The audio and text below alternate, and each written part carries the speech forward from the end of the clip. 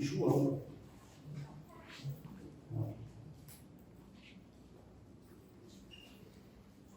João capítulo 19.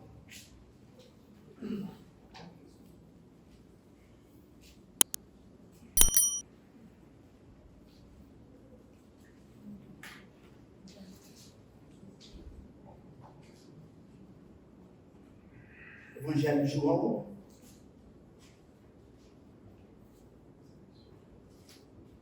capítulo 19, a partir do verso 28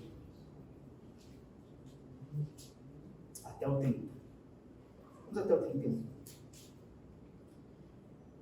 Diz o seguinte a palavra de Deus: Depois, vendo Jesus que tudo já estava consumado, para se cumprir a Escritura, disse: tenho sede.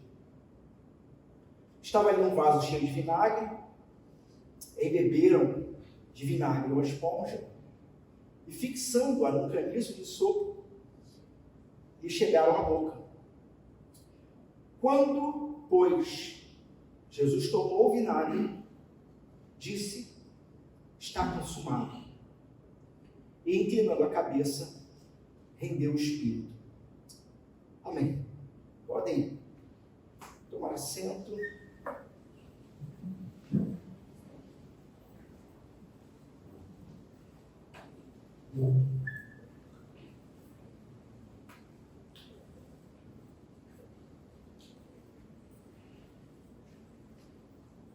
Irmãos, nós estamos no sexto brado, né? Ainda não é o último, estamos no sexto, embora no Evangelho de João já seja de fato, né, o último, mas ainda há uma fala, né, registrada, uma fala final sobre a entrega do Espírito, coisa que João aqui ao registrar, ele apenas diz, rendeu, inclinou a cabeça, rendeu o Espírito. Mas ainda há um último brado a ser anunciado. Irmãos, nós sabemos que estamos aqui no ponto alto, ponto-chave, não somente da vida de Jesus, mas da obra de Jesus, e o ponto-chave de toda a humanidade, de toda a criação.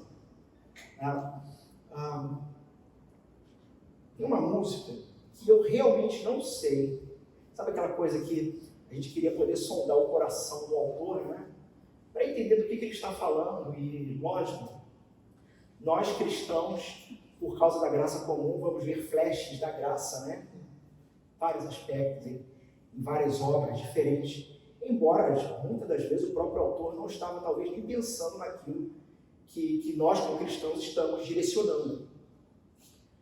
Mas é interessante como que a alma humana ela tem uma certa angústia, uma certa sede, né? Como o próprio Jesus passou uma sede aqui, mas a alma cristã ela tem uma angústia, uma sede, um desejo. E por que não dizer que o maior dos desejos, a maior das angústias, se trata do maior problema humano? E já dissemos várias vezes, já falamos várias vezes sobre isso, não somente nesse púlpito, mas nos discipulados, de que o maior problema humano não é o fato de que, por exemplo, anteontem, né, teve uma chuvarada terrível e ouvimos vários relatos e várias histórias sobre isso, histórias tristes, mas ainda assim esse não é o maior dos problemas humanos. Embora Jesus, quando voltar, vai resolver esse problema de catástrofes, né, naturais e de enxurradas e lugares que têm terremotos, enfim. Jesus vai resolver esse problema e vai colocar a terra em ordem novamente, mas ainda assim não é esse o grande problema humano, mas o grande problema humano tem relação com a vida e com a sede de vida e com a própria eternidade. E a música que eu mencionei, ela diz o seguinte, é uma música muito bonita, foi música tema do filme que quem tiver visto o filme vai revelar a idade aqui, né, que foi o Highlander. Mas a música ela diz o seguinte, ou pelo menos uma parte da música diz o seguinte, Não há tempo para nós, não há lugar para nós. O que o autor estava exatamente... Qual era a grande angústia do autor? A gente não sabe. Bom, pelo menos de início a gente até sabe. Um vazio existencial, né? A segunda parte da música, quando ele apresenta a solução, é que a gente não sabe o que ele quis dizer, mas a fé cristã aponta para uma solução. Mas ele diz, não há tempo para nós, não há lugar para nós. Que coisa é essa que constrói nossos sonhos? E ainda assim, vai para longe de nós. Talvez se Fred Mercury tivesse perguntado isso a C.S. Lewis, ele diria que essa coisa que constrói nossos sonhos, mas que parece que não são satisfeitos nessa terra, é o próprio Deus, e essa terra não está do jeito que ele deixou. Então é por isso que a gente não se sente satisfeito aqui, porque não fomos feitos para isso, como está. E aí, continua aqui, quem quer viver para sempre? Não há chance para nós, está tudo decidido para nós, e agora está falando mais diretamente sobre a própria realidade da morte. Esse mundo tem apenas um doce momento. Eu achei interessante como ele diz sobre doce momento, talvez o momento do fim. A gente não sabe o que ele pensava, o que ele esperava do pós isso, mas talvez para muitos que se encontram em desespero, pode parecer muito doce isso, porque não há esperança. Esse mundo tem apenas um doce momento reservado para nós. Irmãos, eu não sei o que está acontecendo esse ano, não sei se esse ano eu estou muito mórbido.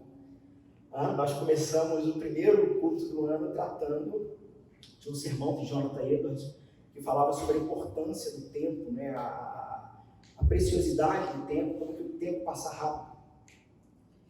E eu me fiz a seguinte pergunta, não somente diante desse texto, mas diante dessa música também: quanto tempo ainda te resta? Quanto tempo nos resta? Porque é o seguinte, prontos ou não, a morte vai nos alcançar. Talvez gradualmente, talvez repentinamente. Agora, a grande pergunta é que quando chegar aquele dia inevitável da sua partida, seja de velhice, seja de doença, seja de acidente, que sim, estamos todos expostos a isso. Isso pode acontecer com qualquer um de nós, sendo cristão ou não, inclusive. Né? Ou a palavra de Deus diz que quando o Senhor Jesus voltar, alguns cristãos estarão vivos e encontrarão com eles nos ares. Né?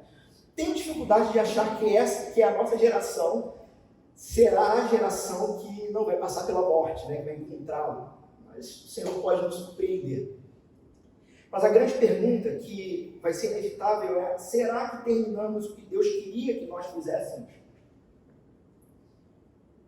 Ou será que esse presente, que é o tempo de vida, nós passamos e gastamos de acordo com nossos próprios desejos, dando apenas rápida atenção para Deus e para a sua obra? Essa é uma pergunta muito importante. Eu sei de uma pessoa que ela passou por uma questão de vida ou morte. E no leito de morte era nítido o desespero dessa pessoa cristã, sem certeza da vida eterna, sem certeza do depois. Né? E é interessante como em horas assim as maiores promessas, né, e às vezes as maiores bobagens são ditas ou prometidas para Deus. Do que essa pessoa então prometeu algo que era tolo e desencadeou várias tolices. Mas porque talvez não teve alguém no culto realmente o instigando a pensar sobre a sua fé, sobre o quanto tem de tempo dedicado com alegria ao Senhor e ao povo do Senhor, e como seria depois isso. Né? Tem aquela piada assim, né, que em momentos assim até o ateu se torna, né, ele vai em algum momento gritar: meu Deus, né? Ou no mínimo aquela história do avião que começa com uma turbulência muito forte e você ouve o piloto, né, o comandante, dizendo: seus passageiros, estamos passando nesse momento por uma grande turbulência, por isso eu recomendo a todos que após mim repitam: Pai nosso que estás no céu. Acabou. Bate desespero.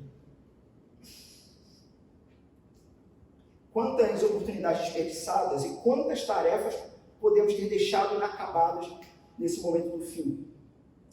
É lógico que o que fizermos é o que será posto à prova no dia do juízo. Sim, por mais que desejemos nos isentar, nós seremos chamados a prestar conta. O pregador em Eclesiastes vai dizer isso, olha só, tudo que está debaixo do sol, você quer fazer, faça, sabendo que de tudo você vai prestar contas.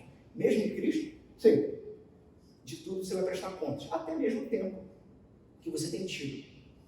A grande questão para essa pergunta é que, quando a gente olha para o texto, nós percebemos que Jesus, somente Jesus, pôde dizer essas 7 últimas palavras, esses 7 últimos brados, de forma absolutamente verdadeira. Porque ele morreu com a certeza de que a missão dele tinha sido perfeitamente cumprida. Ele não tinha dúvidas quanto a isso, né? Jesus é o único que de fato morre sem nenhum tipo de arrependimento, porque ele sabia o que ele tinha que fazer nessa terra. Ou seja, Jesus ele não precisou de mais tempo para pregar sermão, Jesus não precisou de mais tempo para curar mais um, para multiplicar pão. Era um homem então de 33 anos, apenas 33 anos, mas que ele já tinha cumprido todas as suas responsabilidades. Qualquer outra coisa além disso seria estranho. Irmãos, nós estamos quase chegando ao final dessa série e os irmãos devem ter percebido então como que nós passeamos, né, em vários textos bíblicos, inclusive nos evangelhos. O que nós temos aqui em cada evangelho é a visão do evangelista para um povo específico, com um motivo específico. Então nós temos aqui uma espécie de tapeçaria sendo construída por cada evangelista. E a nossa tentativa aqui, nesses 7 brados, é juntar, né, todas as peças. O texto de hoje, que é a continuação direta, né, do texto de semana passada, ele vai apontar que o que Jesus já sabia sobre o caráter definitivo da obra dele, ele vai agora expressar em voz alta. Eu falei isso na semana passada, quando ele diz no verso 28, vendo Jesus que tudo já estava consumado. E aí depois ele vai dizer, está consumado. Ou seja, Jesus, ele passou pelo Deus meu, porque me desamparaste. E percebendo então que se cumpriu, acabou, ele já sabia disso. E agora então ele vai expressar em voz alta. Vimos também que Jesus, ele não é uma pobre vítima em todo esse processo do que aconteceu com ele. Alguns vão dizer, e eu cheguei a citar um sujeito, não falei o nome do sujeito, só para quem veio me perguntar, para não dar ibope, mas sobre linhas de militância política que tentam se apropriar de Jesus, se apropriar do Cristo, ou para dizer que ele é de direita, ou para dizer que ele é de esquerda. E Jesus não se encaixa, na verdade, em nenhum desses estereótipos. Por exemplo, esse militante que eu citei, ele vai dizer que Jesus ele foi uma espécie de vítima dos justiceiros sociais que, em nome do império, lincharam publicamente, enfim, esse monte de bobagem que a gente ouve de vez em quando. Só que o texto é bem claro quando diz que, para se cumprir as Escrituras, Jesus vai proferir, então, o 5º brado, que é o tenho sede. Ou seja, vimos isso na semana passada, que Jesus, ele preso, cravado, pregado numa madeira, cruzada, os pés e os braços, ele completamente imobilizado. Na própria sequência do texto, alguém sedento,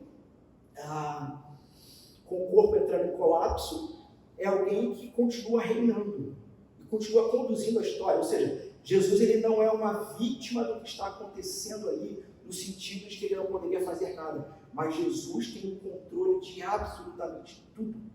Tudo está acontecendo de acordo com a vontade do Deus Trino. E nós temos então esse brado, essa fala de Jesus, que não se trata de um grito, desolado, do tipo, acabou meu sofrimento, finalmente acabou tudo isso. né? Mas, na verdade, o que nós temos aqui, meus irmãos, é o anúncio de triunfo. Triunfo. Como quem diz, foi alcançado, finalizou. A partir daqui, né, se a gente, às vezes quando a gente está estudando no seminário para construir um sermão ele tem que ser assim. Ele precisa pegar velocidade, subir, chegar no ponto alto do sermão e conseguir descer com o avião. Né? Que acreditem se quiser, às vezes o mais difícil é descer com o avião, a gente esborracha o avião. Né? Alguns apontam de dizer que o espírito falha o seu coração. Não, tem que descer o avião. Tem que descer o avião completo. E a gente pode usar essa mesma figura aqui para o próprio Cristo. Né? Porque começa toda a tragédia da cruz, nós temos o início dos flagelos dele, após prisão, às 9 horas da manhã ele é pregado na cruz, nós temos o primeiro brado que ele pede por perdão, Pai, perdoa-os porque não sabem o que fazem, está lá em Lucas, capítulo 23. Depois nós temos o brado da garantia de salvação, ainda Lucas, capítulo 23. Para os ladrões da cruz, pelo menos para um dos ladrões, né? Na sequência, então, o brado de compaixão, né? Quando nesse sermão nós vimos que Jesus ele forma uma nova família, né? Uma família de fé, tendo compaixão e misericórdia da mãe e olhando para o discípulo também. E lembramos que ao meio-dia houve trevas essas que nos remetem a trevas, por exemplo, do Egito, do Êxodo. Né? A 9ª praga que antecipou a 10ª, a última praga, a gente chama de praga, né? Mas praga para os egípcios, para nós salvação. Mas praga, a última da morte do primogênito, ou dos primogênitos, entendendo que aqui, enquanto no Egito foram 3 dias de trevas, nós temos 3 horas de trevas, porque o primogênito de Deus irá passar pela primeira morte. Ele vai passar pela primeira morte. Depois da segunda morte. A gente vai falar sobre isso daqui a pouquinho. E então, às 3 horas da tarde, 3 horas de trevas, nós temos o ápice da tragédia. Então, a própria história de Jesus, né, desse momento da cruz, faz esse caminho do avião também. E nós temos o ápice, né, o ponto mais importante, o 4º brado, aquilo que está no meio dos 7. Nós temos o abandono de Deus, um grito de angústia.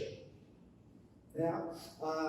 Fizemos referência a quando Deus, então lá em Romanos, quando Paulo diz que a justiça de Deus se manifesta sobre toda a criação, debaixo dos céus, sobre toda injustiça e piedade.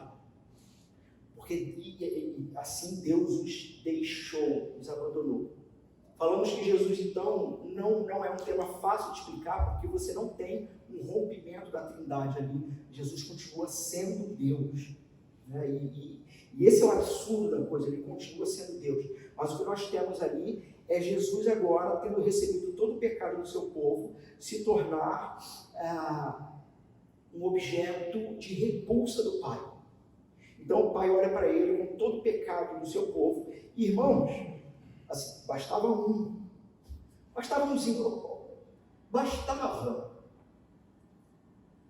qualquer pensamento pecaminoso que você tenha tido hoje ao acordar. Não era nem ter feito nada. Qualquer pensamento que você tivesse tido ao acordar hoje, se Jesus pegasse se fosse posto sobre Jesus só este pensamento, ele já seria objeto de repulsa do Pai. Mas não só esse pensamento, mas todos os seus pecados, os meus pecados, todos os pecados do povo de Deus são lançados sobre o Cordeiro de Deus que está para ser sacrificado. Tendo cumprido isso, e nós vimos então que esse é o ápice, essa era a obra principal de Jesus, ele dá agora o 5º brado, que foi um brado de sofrimento, um brado de cansaço, um brado de desolação, um brado como quem, depois de um dia muito cansativo, de duro trabalho, percebendo que acabou, não no sentido de alegria porque acabou o sofrimento, mas no sentido de alegria por dever cumprido. Percebendo isso, ele se dá ao direito não somente de querer refrescar um pouco a língua, mas para que se cumprisse as Escrituras.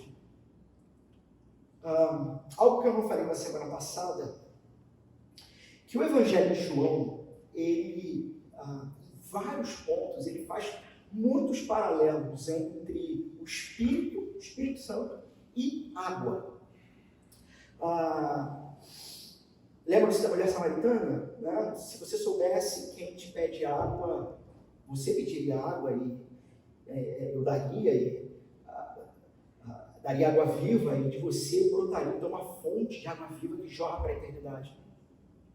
E, enfim, vários outros textos, nós temos muitos paralelos entre o Espírito e a água.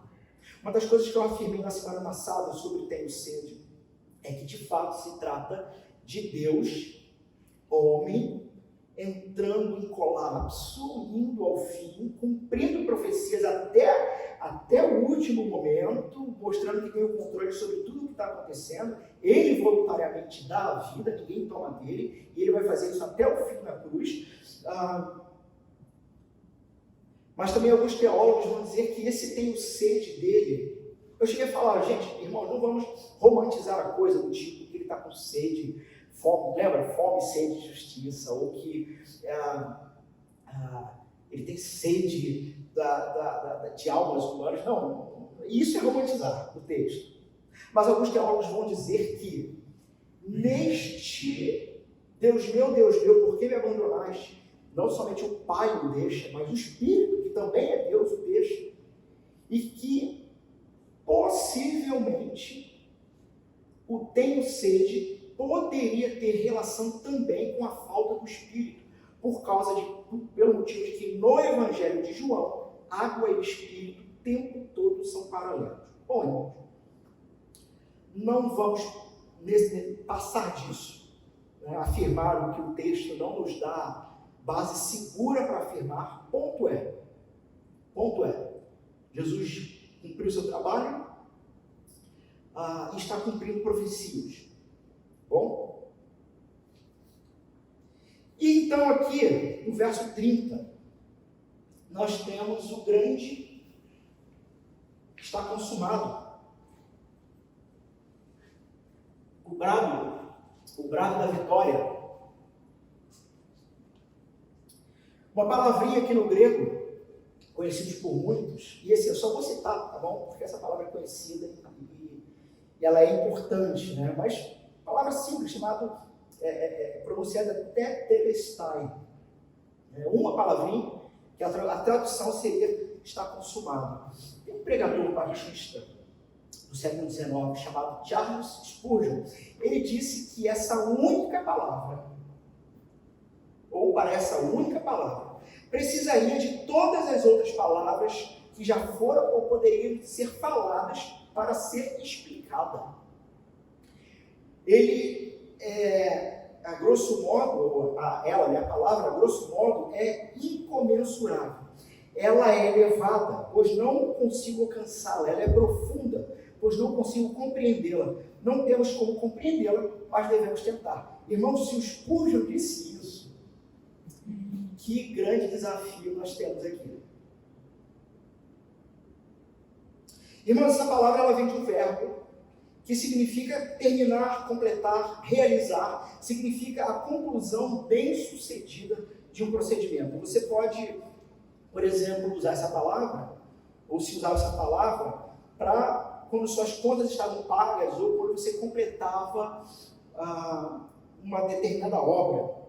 Então, por exemplo, um servo que tivesse completado a sua tarefa, teria usado essa palavra para comunicar ao mestre. Chegaria diante do seu senhor, do seu mestre, e diria essa palavra. Está consumado, está finalizado. Em resumo, ela significa que você terminou o que você começou a fazer.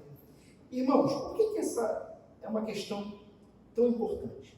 Vamos ver aqui no texto. Jesus, então, ele já tinha percebido. Ele não precisava ter falado. Por que ele vai falar?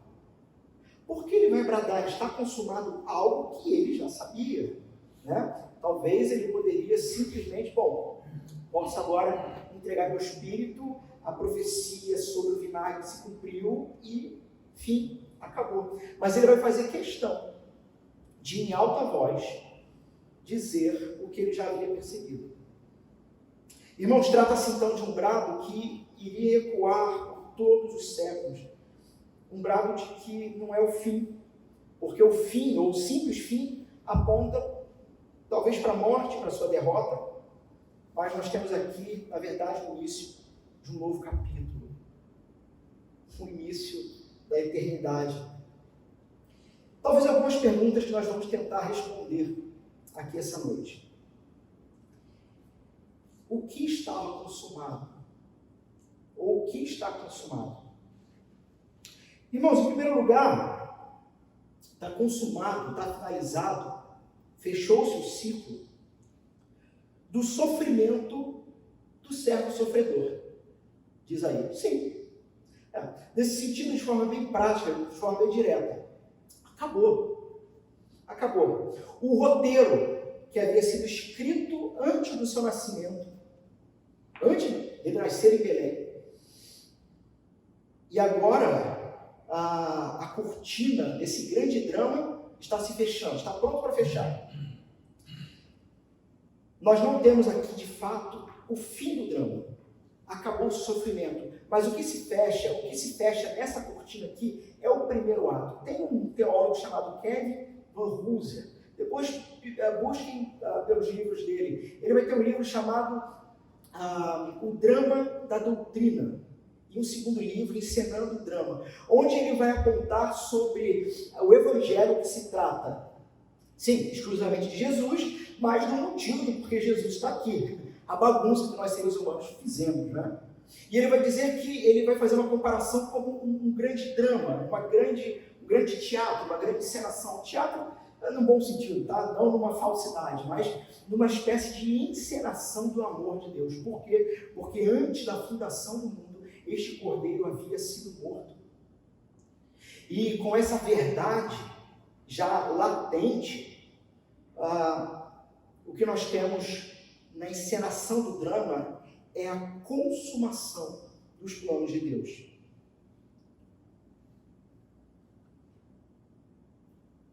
Nós vemos isso em Apocalipse 13:8, o cordeiro, que fala sobre o cordeiro que foi morto desde a fundação do mundo. Ou seja, se você pegar esse verso e pensar sobre ele um pouco, a fundação do mundo, de uma certa forma, determinou o destino deste cordeiro. Percebem como este é o objetivo da encarnação dele? Ele foi morto desde a fundação do mundo. A fundação do mundo determinou este momento histórico e geográfico. Mas, ao mesmo tempo, esse que se ofereceu voluntariamente da fundação do mundo para a morte e remissão dos pecados do seu povo, é aquele que, no próprio Apocalipse 1:18, vai dizer: sou aquele que vive. Estive morto, mas agora estou vivo para todo sempre. E ele vai completar: não somente estou vivo para todo sempre, só que, mais do que isso, eu tenho as chaves da morte e do Hades. Eu tenho controle sobre tudo. Eu governo sobre todas as coisas. Novamente, como eu já tenho feito em vários sermões, este é o seu Senhor. Você conhece de fato Ele desta forma? Se isto é uma realidade, o seu conhecimento sobre esse Senhor, vale novamente a pergunta: por que temos medo? Por que temos angústia? O nosso Senhor sofreu, foi até o fim, até a morte, e morte de cruz. E nos convida a essa pergunta, então. Você sabe por que ele morreu e quais foram os resultados? O resultado é que ele está vivo. E mais, ele governa sobre a morte e sobre o próprio mundo dos mortos. O que mais estava consumado nesse decreto, nesse ato, nisso que aconteceu? Irmãos, estava consumado os rituais de sacrifício. Acabou. Acabou. Nós vamos ter em outro relato o fato, tudo bem que aqui ele só disse está consumado, depois virá a morte, mas com a própria morte dele, o véu do templo vai se rasgar de alto a baixo. Eu me lembro de ouvir muito isso no passado, né? De que o véu do templo se rasgou para que a humanidade tivesse acesso agora ao Santo dos Santos. É uma realidade, é uma verdade. Só que o caminho oposto também é interessantíssimo. O véu do templo se rasgou porque não há mais nada que impeça o Deus que seria e foi chamado de Emanuel, o Deus conosco, saísse do Santo dos Santos e de fato fizesse morada no meio do povo, e não somente no meio do povo, mas no coração do seu povo. Então é muito interessante essa via de mão dupla. Não é só mais agora o povo que tem acesso a ele, mas ele tem plena liberdade. Lembra-se, toda a autoridade que foi dada. Rompi com uma certa lei que regia, e um certo império que regia, e que impedia Deus, que veja, eu sei que parece estranho isso, mas impedia Deus de anunciar a sua palavra para fora do seu povo. Faz sentido isso para vocês? É porque eu já expliquei tantas vezes isso que às vezes eu fico na dúvida.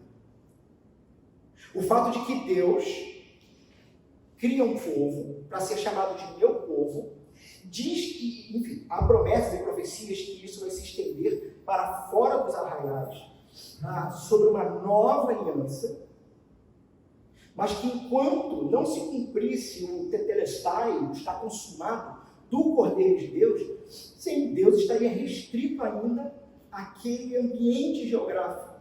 Por mais estranho que possa parecer, mas Deus se coloca dessa forma, restrito a isso, preparando o seu povo até a vida do Cordeiro, para a partir de morte e ressurreição dizer, agora vocês podem ir, vão e tragam para dentro, vão e façam discípulos. Então, irmãos, os intermináveis e recorrentes rituais de sacrifício que purificavam cerimonialmente o povo, mas não purificavam o coração e a consciência de fato, de forma definitiva, esses rituais cessam. Sabemos que um animal não podia substituir um ser humano. E que os sacrifícios, então, eram constantes, continuamente, como uma preparação, como pedagogicamente uma informação. Veja quanto sacrifício é feito. Tudo isso é necessário, porque o pecado de vocês são muitos. No entanto, o Cordeiro perfeito de Deus, quando brada que está consumado, o que ele está dizendo em alta voz, e não precisava, mas o que ele está dizendo em alta voz é, cessaram os sacrifícios, porque o sacrifício definitivo foi realizado. Acabou-se.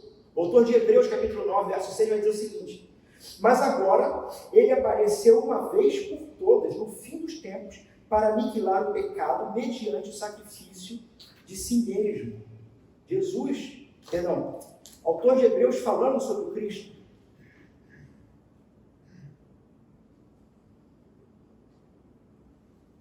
Sabe o que significa isso? O fato de que todos os sacrifícios do Antigo Testamento terminaram. Significa que os meus pecados, os seus pecados, não estão mais em vocês. Significa que o seu pecado está em Cristo. Sim, existe pecado ainda dentro de nós, mas não sobre nós, não nos trazendo condenação, mas todos os pecados de fato postos sobre Cristo.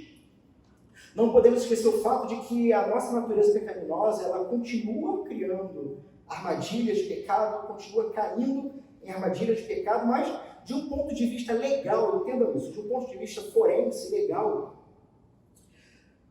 Sou aceito por Deus por causa dos méritos de Cristo e não dos meus.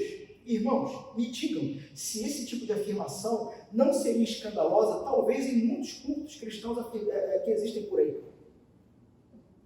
O fato de que os nossos pecados estão sobre Cristo e os méritos de Cristo é o que nos tornam aceitos a Deus, diante de Deus. O que significa que Deus não precisa do seu trabalho. No entanto, aquilo que fazemos e vivemos para o Senhor e uns com os outros não é nada mais, nada menos do que uma resposta de sermos nova criatura, sabe? Uma resposta de amor a Deus. Maneiras diferentes de viver e de lidar com a vida, porque fomos mudados, porque fomos transformados. Então essa é a realidade de que acabaram-se os sacrifícios, as virtudes de Jesus foram creditadas com êxito na sua conta. Você está livre. O que nos remete a perguntas do tipo, se isso é uma realidade, se eu creio nisso, por que continuo criando fantasias na minha cabeça e vivendo com tolices? Ou a partir de tolices, de bobagens? Ora, se o crédito de Jesus, se as virtudes de Jesus foram creditadas com êxito na nossa conta, sabe o que significa? Que todo castigo, que toda punição que poderia ser disparado em nós, foi disparado em Cristo. De uma certa forma, é lógico que isso aqui não é uma maneira de entender, mas assim, acabou a munição. Deus não tem mais munição contra o seu povo, porque toda munição, toda ira, todo flagelo de Deus que nós merecemos por causa dos nossos pecados foram imputados sobre Cristo. Lembram-se daquela figura, daquela ilustração que eu fiz sobre o casamento? Casamento em comunhão total de bens. Então, disto se trata o casamento do Cordeiro de Deus e de sua noiva. Um casamento em comunhão total de bens. O que é comunhão total de bens? Significa que tudo que eles tinham antes do casamento passa a ser agora do outro. Muito bem. O que Jesus tem para oferecer? Honra, justiça, santidade. O que a noiva, nós, a igreja, temos a oferecer nesse casamento? Desonra, vergonha, pobreza. Ok? Casamento do cordeiro e de sua noiva. O que o cordeiro tem e passa para a noiva? Honra, santidade, justiça. O que a noiva tinha e passa para o cordeiro? Vergonha, desonra, pecado, pobreza. Pecado.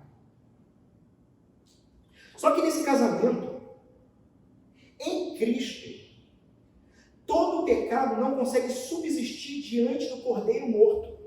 E simplesmente vira fumaça, é aniquilado. Não vira fumaça no sentido de que ele teve, não. Talvez no sentido poderíamos usar como que chega como cheiro de aroma agradável, de sacrifício, suave a Deus, que agrada a Deus, porque toda a justiça foi cumprida. E o Cordeiro de Deus, então, não tendo pecado que o segurasse mais do que 3 dias no túmulo, é ressuscitado pelo Pai, porque a morte perdeu todo o seu poder, toda a sua forma de ação. E Jesus ressuscita. E quando ele ressuscita, ele está dizendo, ele diz para a noiva, para a igreja o seguinte: os que creem em mim não mais morrerão para sempre, mas viverão eternamente, porque aqueles pecados que nós dois compartilhávamos, quando chegou até mim, não subsistiu em mim e acabou. Sabe o que significa? O quê? Que a igreja do Senhor agora, ela só tem diante de Deus honra, justiça e, esqueci outro exemplo para ele, santidade. Estamos num relacionamento de comunhão total com Cristo. O que mais estava consumado? Irmãos, a derrota de Satanás está consumada. A semente da mulher triunfou sobre a serpente. Lá no capítulo 12 de João, verso 31, a sentença havia sido proferida ainda, mas não havia sido executada. Jesus disse o seguinte: Chegou o momento de ser julgado este mundo. Jesus, então, ali, lá no capítulo 12, já está dando a sentença. Chegou o momento de ser julgado este mundo. E agora, o seu príncipe será expulso. Então, nós temos que olhar para esse momento da cruz, e esse momento do estar consumado, enfim, todo esse momento, como uma espécie de tribunal. Tá bom? Então, Deus está lá, Cristo está lá, Satanás, o diabo, o acusador, está lá. E nós estamos lá. Pela fé, nós estamos lá. E aí, o nosso acusador aparece para argumentar diante do Pai, dizendo o seguinte: esse teu povo, nós cantamos aqui hoje, né? É o teu povo aqui presente. Esse teu povo tem pecado. E talvez o acusador poderia usar, como já usou em outros momentos, a própria palavra de Deus para dizer: o salário do pecado é a morte. Portanto, a justiça precisa ser executada e este povo precisa ser morto. Só que nesse exato momento desse tribunal, você tem então o Logos, o Cordeiro de Deus, que se apresentou, que encarnou, que assumiu o nosso lugar e diz o seguinte: ok, isso é verdade, mas eu serei o representante desse povo, me ofereço por conta própria em sacrifício, e tendo sido morto então com todo o pecado do seu povo, o nosso acusador perde seu poder de acusação. Nós, quando olhamos para Apocalipse, lá no capítulo 12, 12 e 13, 13 é o aparecimento dos 12 aliados do dragão. Quando olhamos para o capítulo 12 de Apocalipse, nós vemos essa realidade. O texto diz que o Messias, ele sobe, o dragão vai atrás, quando ele chega lá, ele tem um embate com um ser angelical, chamado Miguel, e Miguel trava uma batalha, expulsa o dragão do céu, ele cai sobre a terra e percebe que perdeu grande parte dos seus poderes, né, da sua forma de agir. É interessante, por que Jesus não teve esse embate pessoalmente com o dragão em Apocalipse 12? Porque Jesus estava vivendo naquele mesmo instante, Apocalipse 5. Para quem tem acompanhado as aulas, entende, né, a ideia do mosaico. Né? Cenas e coisas acontecendo em vários momentos ao mesmo tempo, mas por pontos de vista diferentes. Jesus está sendo coroado como um cordeiro que esteve morto, mas está vivo, e que pega do livro da mão daquele que está sentado no trono. Satanás, então, ele perde seu poder. E é interessante o que Paulo vai dizer em Colossenses, capítulo 2, a partir do verso 6. Veja: portanto, assim como vocês receberam a Cristo, o Senhor, continuem a viver nele, enraizados e edificados nele, firmados na fé, como foram ensinados, transbordando de gratidão. Tenham cuidado para que ninguém os escravize a filosofias vãs e enganosas, que se fundamentam nas tradições humanas e nos princípios elementares deste mundo, e não em Cristo. Pois em Cristo habita corporalmente toda a plenitude da divindade. E por estarem nele, que é o cabeça de todo poder e autoridade, vocês receberam a plenitude. Vejam, meus irmãos, o apóstolo Paulo só pode estar falando tudo isso do Cordeiro por causa do estar consumado. Verso 11. Nele também vocês foram circuncidados, não com a circuncisão feita por mãos humanas, mas com a circuncisão feita por Cristo, que é o despojar do corpo da carne. Isso aconteceu quando vocês foram sepultados com ele no batismo, e com ele foram ressuscitados mediante a fé no poder de Deus que o ressuscitou dentre os mortos. Quando vocês estavam mortos em pecados e na incircuncisão da sua carne, Deus os vivificou juntamente com Cristo. Ele nos perdoou todas as transgressões. Absolutamente todas as transgressões. E mais, e atenção para esses dois versos finais. Cancelou o escrito de dívida. Tetelestai. Cumpriu-se. Não há mais escrito de dívida. Está pago. Acabou. Você pode sorrir, você pode viver em paz. Você não precisa se entregar às trevas deste mundo. Você não precisa se entregar à dor e à tristeza que esse mundo tenta oferecer como consolo para a sua existência. E cancelou o espírito de dívida que consistia em ordenanças e que nos era contrária. Ele a removeu como? Pregando-a na cruz. E esse verso 15 é espetacular. Despojando os principados e as potestades, publicamente os expôs ao desprezo, triunfando deles na cruz. Satanás foi derrotado. Mas, irmãos, o que nós temos aqui, o apóstolo Paulo vai dizer em outros momentos, não ignoremos os ardis e as armadilhas dele. Porque ainda há de vir uma derrota final. Ainda há de vir um momento final. Só que o fato, e é importante frisar isso, Satanás foi derrotado por tudo isso que nós lemos, mas o nosso grande problema não era com ele, mas era com a ira de Deus que precisava ser satisfeita. Era com a justiça de Deus que precisava ser aplicada. Então, assim, o que eu estou dizendo aqui para vocês é desmistificando a ideia que alguém possa ter de que, de alguma forma, o que Jesus fez na cruz fez com que Satanás estivesse satisfeito e não precisasse mais, sei lá, cobrar alguma coisa. Como, por exemplo, os adventistas do sétimo dia vão afirmar nos seus escritos de que o próprio Satanás chicoteou o Cristo enquanto ele ficava 3 dias no inferno. Se você não sabia, a coisa é nesse nível. Não se engane. Não se engane. Há muita dificuldade para afirmar adventistas do sétimo dia como irmãos puros na fé. Que sai, irmãos. Que sai, irmãos. Não se engane. O que mais estava consumado? A segurança do nosso pecado, o perdão do nosso pecado. Está consumado significa que os crentes não devem, vejam isso, não devem nenhuma justiça a Deus. Como assim? Porque toda justiça foi entregue a Deus pelo Filho. A aceitação permanente do Pai está assegurada pelo Filho e não pelas nossas realizações, não pelo que nós fazemos.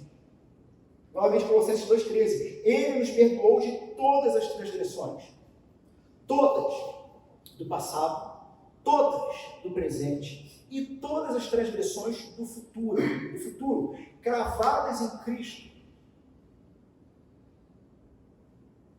No entanto, não devemos deixar de lembrar que é condição, fala uma palavra bonitinha aqui, só para ficar gravado, condição sine qua non de vida cristã. Mas nada mais, nada menos de que é condição de crente.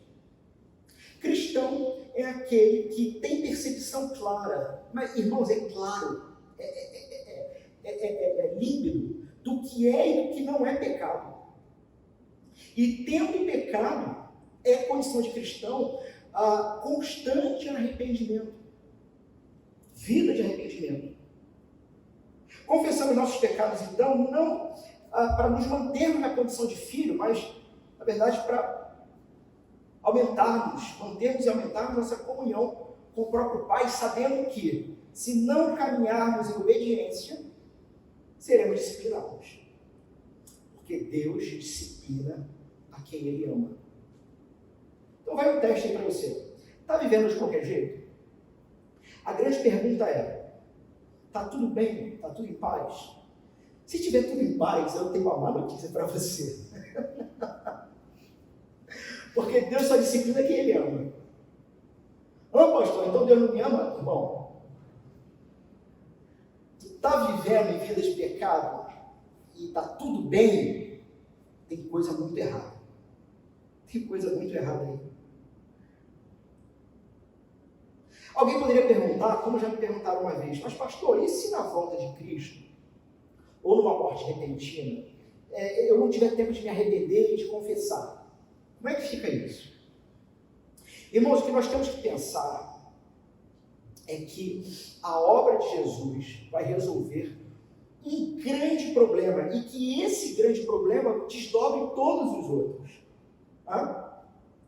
E aí a pergunta, que eu também já fiz a muitos, qual o pecado que de fato manda a humanidade, envia a humanidade ao inferno? Lembrando, isso é importante, que inferno não é reino do diabo, tá bom? E para o escândalo de alguns, inferno é reino de Deus. O diabo não reina sobre o inferno. O inferno é prisão. O diabo, como diz a palavra do Senhor, está ao derredor, bramando como leão, tendo o seu poder de ação limitado até um determinado dia. Em Apocalipse temos visto isso. Mas quem comanda o inferno é Deus. E o inferno nada mais é do que a pura ira de Deus sem graça, sem misericórdia. Então, em outras palavras, qual o pecado que faz com que Deus exerça justiça eterna, o qual Cristo nomeou inferno? Qual é o pecado? Irmãos, o pecado se encontra, e esse pecado, ele, na vida do cristão, é resolvido definitivamente, está consumado. Esse pecado, a resposta para essa pergunta se encontra quando lembramos o que foi perguntado ao Cristo, ao Senhor, mestre, qual o maior dos mandamentos? Amar a Deus, as outras coisas, amar o próximo como a si mesmo. Disso depende toda a lei e o profeta. E os profetas, perdão. Ou seja, todo o escrito do Antigo Testamento, toda a lei, depende dessas duas realidades. E o ponto é que o ser humano não cumpre perfeitamente essa realidade.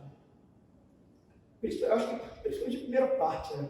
Amar a Deus. Enfim, o ser humano não cumpre isso.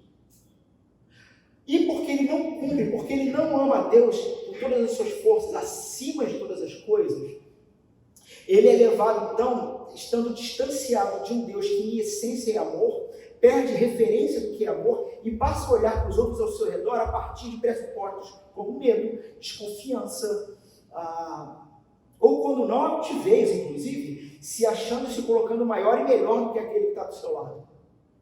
E vai criar, inclusive, vários argumentos para isso. A gente vê muito isso, principalmente dentro da religiosidade morta, né? Farisaísmo e por aí vai. Jesus, então, como está consumado, ele está resolvendo esse problema de conexão com Deus. Deixa eu te fazer uma pergunta. Não responda em voz alta, mas responda na sua mente. Seja honesto. Você ama a Deus acima de todas as coisas? Não precisa ninguém se manifestar. Você realmente tem o reino de Deus em primeiro lugar em tudo na sua vida?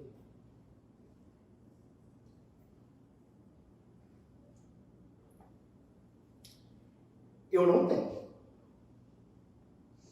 Vocês acharam que o pastor ia dizer o quê? Que eu sou santão? Que eu sou melhor do que vocês em alguma coisa? Eu sou completamente igual a vocês. E tenho que me forçar em muita coisa, irmãos. Tenho que me forçar. Olha, eu tenho que me forçar em oração. Irmão, a porta está ali. Se depois dessa tu não quiser ficar, eu quero logo tirar qualquer ideia que você possa ter de que eu sou alguém muito especial. Eu não sou. Eu sou um pobre miserável chamado por Deus para orientar outros pobres miseráveis. Eu tenho que me forçar. Em tantas e tantas outras coisas. Né? Me forçar a ter disciplina, me forçar Irmãos, às vezes eu tenho que me forçar a fazer discipulado com vocês. Olha, mas enfim, são vários motivos às vezes, cansaço e por aí vai. Não é nenhuma questão pessoal, graças a Deus.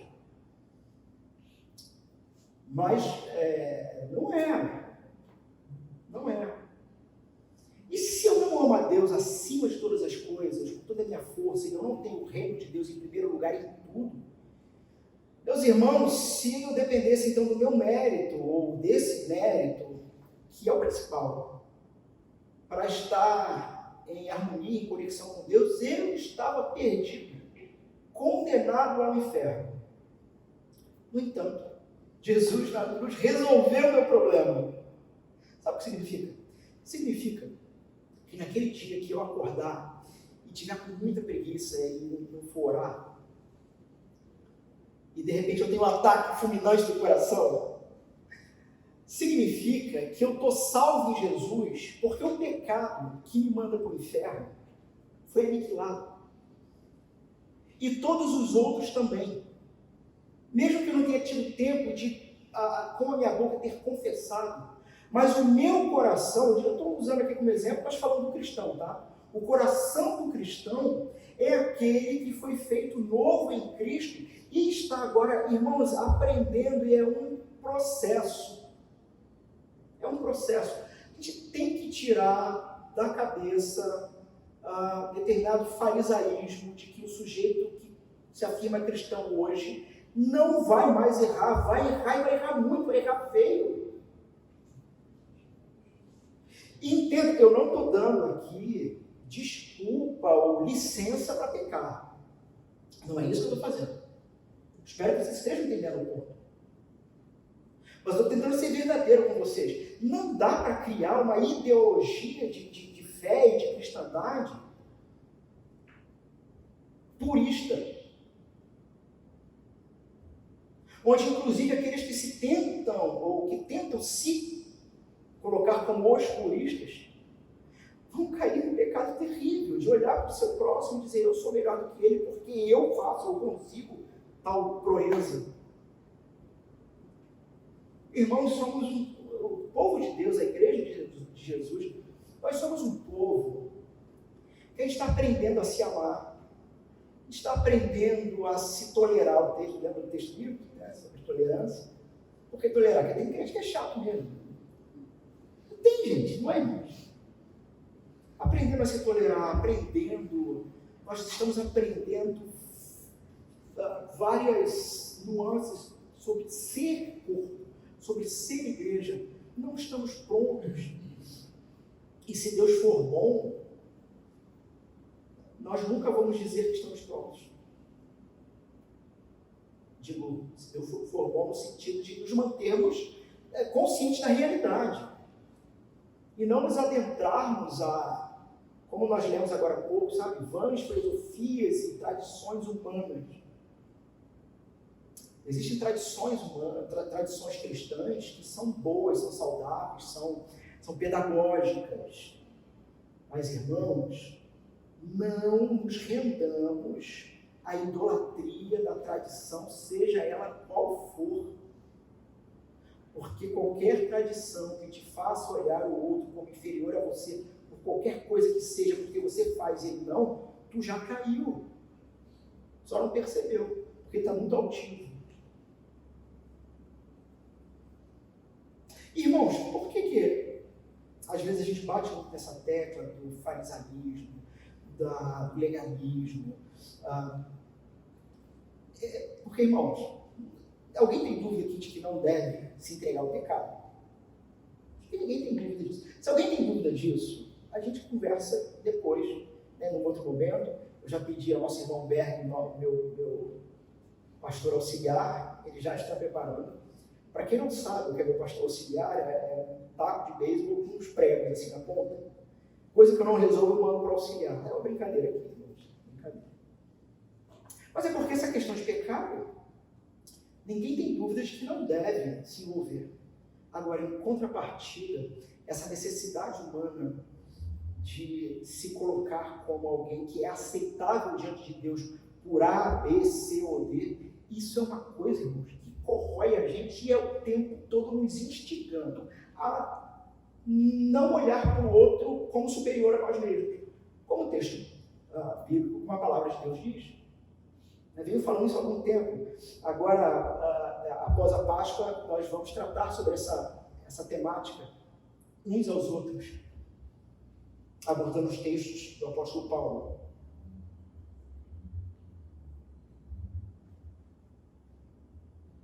Você não precisa mais ceder à tentação. Veja, você não vai deixar de pecar. Mas você vai, se de fato é cristão, diminuir consideravelmente. E algumas coisas abandonar de fato. O pecado. Mas você precisa crer. Está consumado.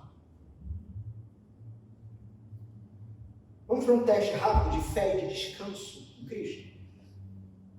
Qual foi a pior coisa que você fez? Ah, pastor, se o próprio Deus jogou no mar de esquecimento, como é que é? Bom. Conversão apaga a memória. Qual foi a pior coisa que você fez? Aborto está quitado, está perdoado, tetelestai, está consumado, está pago. Sexo antes de se casar está quitado, está perdoado. Novamente, não significa que são práticas que um cristão deva, de alguma forma, procurar ou criar subterfúgios para praticar. Não é isso que eu estou dizendo.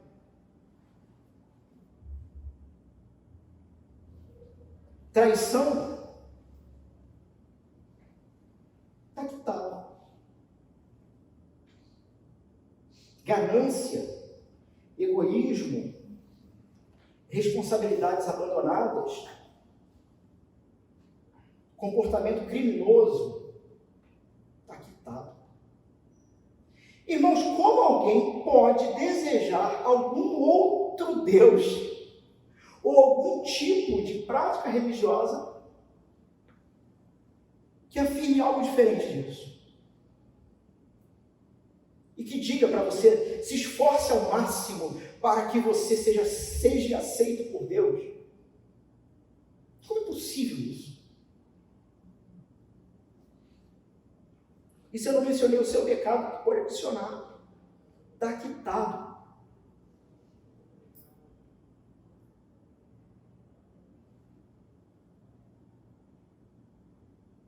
Isaías 53:6 diz: o Senhor fez cair sobre ele a iniquidade de nós todos. 1 Pedro 2:24 diz: carregando ele mesmo em seu corpo sobre o madeiro os nossos pecados, para que nós, mortos para os pecados, vivamos para a justiça, por suas chagas fomos sarados.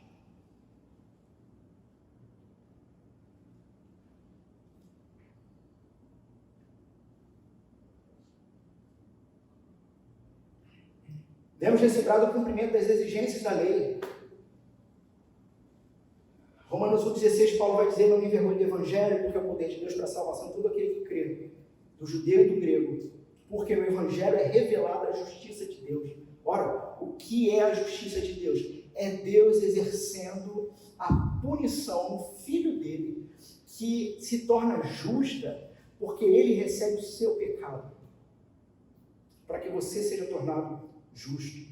E aí então, meus irmãos, a lei perde sua sentença de morte. Quem nasceu apenas uma vez experimentará a segunda morte. Quem nasceu a segunda vez só experimentará a primeira morte. Irmãos, o que eu vou falar aqui nesse ponto é algo que muitos teriam medo de falar. Porque se mal compreendido, as pessoas enlouquecem. No entanto, também, se mal compreendido, o crente que decide viver uma vida em pecado, irmão, não é crente. Estava só convencido de que era legal estar ali. Tá? Mas o ponto é que a lei perde o seu poder de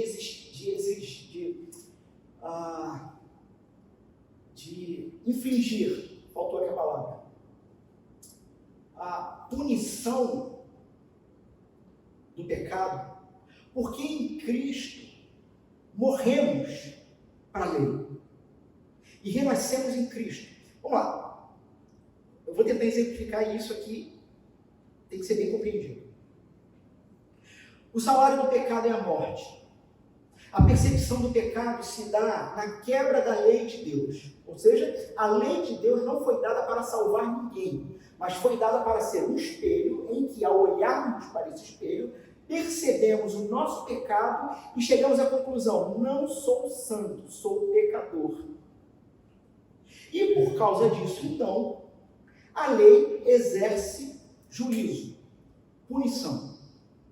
Então, em outras palavras, por que o homem ou mulher, humanidade, por que ele não pode pecar? Porque ele vai morrer. Porque ele vai morrer. No entanto, em Cristo, a lei não exerce mais o juízo de morte sobre o povo de Cristo. E alguém poderia dizer: peraí, pastor, então você está dizendo que eu posso pecar? Não! O que eu estou dizendo é que agora, em Cristo, o seu pecado não é mais contra a lei, mas é contra o amor, é contra o próprio Deus, é contra o próprio Cristo. Em Cristo, tendo o teu pecado todo perdoado nele, quando você peca, talvez o que você poderia imaginar é o próprio Deus olhando para você e perguntando o seguinte: por que você fez isso? Você não precisava fazer isso, você é livre. E o Espírito dá arrependimento. Novamente, pastor, então eu estou livre para pecar? Não. Porque se é o Espírito de Deus que dá o arrependimento, não conte com algo que você não possui. Então, novamente, o cristão é aquele que agora é livre para não pecar. É livre para viver em amor e santidade com o Senhor. É aquele que não experimentará mais a segunda morte, mas só a primeira morte. E se ainda assim, depois dessa explicação, você é alguém que planeja o pecado e se delicia nele, na verdade você é alguém que não é nascido de novo e precisa se converter. Em Jesus Cristo, o próprio Deus intervém, demonstrando seu amor por nós, revelando sua vontade por nossas vidas e produzindo uma reconciliação completa. A W. Pink, pastor, autor, ele vai dizer o seguinte: os antigos gregos orgulhavam-se de serem capazes de dizer muita coisa falando pouco. Eles diziam dar um mar de assuntos em uma gota de linguagem. Era a perfeição na oratória. O que eles buscavam é encontrado nessa palavra. Está consumado. Que no original é apenas uma palavra, todavia, nessa palavra está contida o Evangelho que caminhamos para fechar. Está consumado. Aqui está contido o Evangelho que escandaliza. O Evangelho que te liberta para você ser responsável diante de Deus e diante dos seus irmãos a viver uma vida santa, porque agora você pode. E não porque alguém está com uma faca no seu pescoço dizendo: se você não for santo, eu vou te matar. O que é o Evangelho? É a certeza de que Deus estava reconciliando Cristo consigo mesmo, reconciliando em Cristo consigo mesmo o mundo, não imputando sobre os homens as suas transgressões. E veja, uma decisão unilateral de Deus. Deus decidiu fazer isso. O Evangelho é o fato que aponta para a verdade de que nós amamos, nós o amamos porque Ele nos amou primeiro. É a certeza de que não há barganhas a fazer com Deus. Está tudo pago. Não tem troca.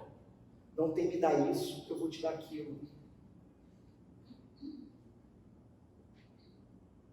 É a certeza de que o escrito de dívidas da lei de Moisés e todas as leis foi cancelado. Foi cravado na cruz. Com esse ato, os principados e as potestades perderam seu poder. Jesus triunfou sobre eles na cruz. É a maravilhosa notícia, meus irmãos, de que está tudo feito no seu lugar. Porque se Deus não tivesse feito no seu lugar, não haveria nada que você pudesse fazer em seu favor.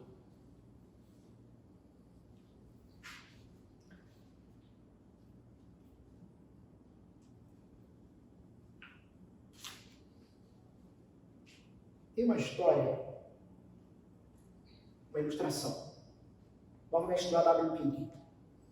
Ele vai falar sobre o fazendeiro e o carpinteiro para ilustrar essa ideia de que o está consumado de Jesus é o brado definitivo de que tudo depende dele, do que ele fez e faz. A.W. Pink diz o seguinte: há alguns anos, um fazendeiro cristão estava profundamente preocupado com um carpinteiro não salvo.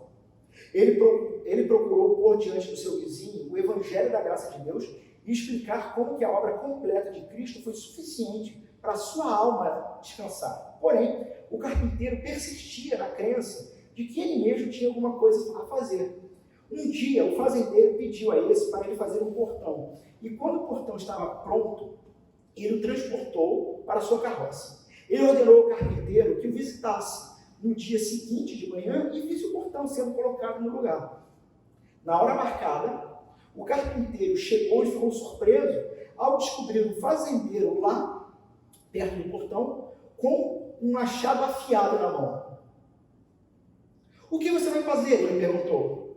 Vou fazer alguns cortes e dar uns golpes em sua obra, foi a resposta. Mas não há necessidade alguma disso, respondeu o carpinteiro. O portão está todo certo assim, fiz tudo o que era necessário. O fazendeiro não prestou atenção a isso, mas, erguendo o machado, deu talhos e cortes no portão até ficar completamente inutilizado. O que você fez? Gritou o carpinteiro. Você arruinou meu trabalho. Sim, disse o fazendeiro. E é exatamente isso que você está tentando fazer. Você está procurando anular a obra completa de Cristo com seus miseráveis acréscimos a ela. A.W. Pink. Por fim, trata-se então do triunfo de Jesus na cruz. Este é o grito do comandante que cumpriu sua missão, daquele que se atira à morte, por saber que a vitória depende desse sacrifício pessoal. Esse então é um brado de júbilo, um brado de alegria, não é um brado de despedida, não é um brado de tristeza, mas das palavras anteriores que nós vimos, do cordeiro imolado, passamos agora para o brado do leão. Da ovelha muda, que se entregou sem lutar, nós temos agora o anúncio de um conquistador. Está consumado.